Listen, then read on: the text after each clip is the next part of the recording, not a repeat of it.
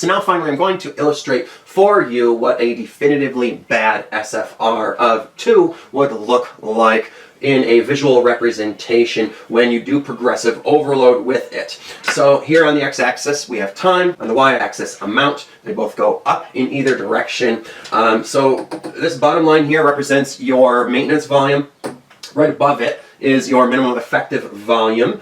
And then up here is your maximum adaptive volume, and then up at the top is your maximum recoverable volume. And this whole area between them is what I call the red zone, and that is where your injury proclivity goes up, where you are in danger of overtraining, especially when you are using exercises with a poor SFR, as you're going to see with this illustration. So imagine that you have a goal you'd like to get to, represented by this point labeled with a G here, okay? This point represents the goal you'd like to get to after a block or phase of progressive overload.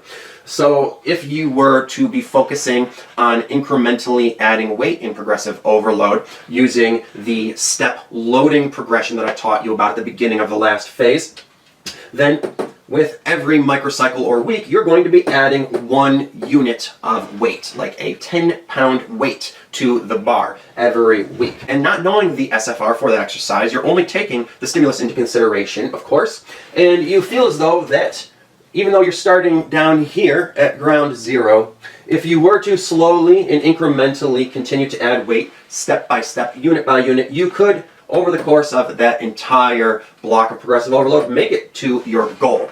That could be a lofty goal of maybe adding a whole 100 pounds to the bar, but it seems feasible and reasonable to be able to get there as long as you're doing that slow and steady progressive overload. However, if this exercise has a definitively bad SFR of 2, which is a really bad SFR, and you're going to see why, for every single unit of stimulus that you add, 2 measures of fatigue get added. So this is why any stimulus to fatigue ratio that has more than a 1 value for stimulus is a poor SFR, and that the more over 1, the higher this number gets, the worse it is. And ideally you want this number to be less than a 1, because anything more than that is going to be adding up exponentially over time as you do progressive overload. Alright, so when you're at your MEV right here, that's not a problem, okay, because you're only getting this much more fatigue. The fatigue is only a little bit above your MEV, right? But after you have done progressive overload,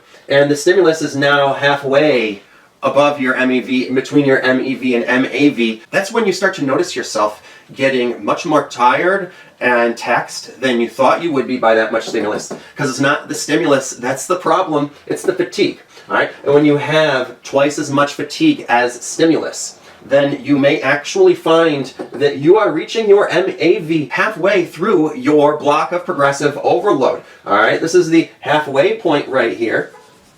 And you're actually reaching your MAV and starting to experience what can be called too much fatigue at the 50% mark for the amount of progressive overload that you thought you were going to be able to do and really should be able to do, because you are getting there twice as soon due to the fact that your fatigue has been going up at twice the rate of the stimulus. So that's when you're going to start to see the limitations imposed upon you by this obstacle. And you haven't even gotten halfway to your goal at that point. And your goal is a reasonable goal for stimulus. It is just above your MAV, and you should be able to go a little ways above your MAV without feeling as though you are overtraining and doing more harm than good because of too much fatigue. And you should even be able to go higher than that, right? You should be able to go a little bit higher in this red zone. This is not even halfway to your MRV. You should be able to actually start going from your MAV to your MRV before you start to notice an excess of fatigue and inflammation and aches and pains and such telling you to stop. But that's only going to happen if you are doing exercises with a good SFR that are giving you more stimulus than fatigue, okay?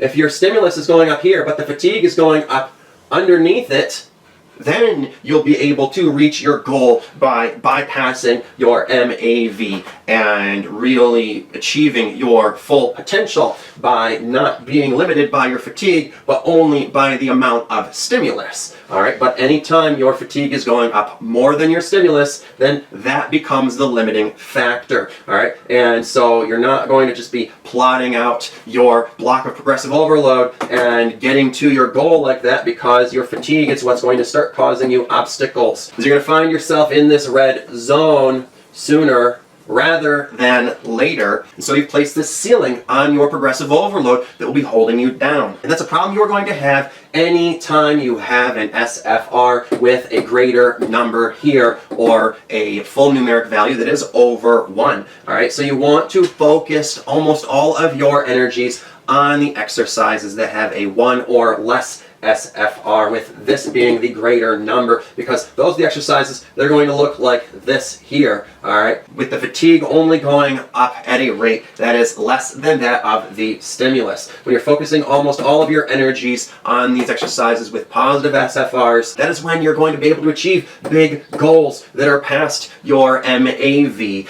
and not have the same amount of problems and inflammation and aches and pains and injury proclivity. And so you're going to be able to do really great amounts of progressive overload, and then the sky really is the limit, okay, because there's no limiting factors of fatigue and inflammation and such holding you back. All right, so that is why it is so important to watch out for those limiting factors. Make sure that the target muscle and the stimulus of it are the only limiting factors that you have in your training, because any other limiting factors that pop up, such as fatigue and inflammation and grip strength and little other micro injuries, are going to be placing limitations and ceilings on the amount of progressive overload that you can do and the goals that you can achieve. All right, so I hope that really explains the SFR and gives you a visual representation that makes it easy for your brain to understand, as well as, of course, this evaluation system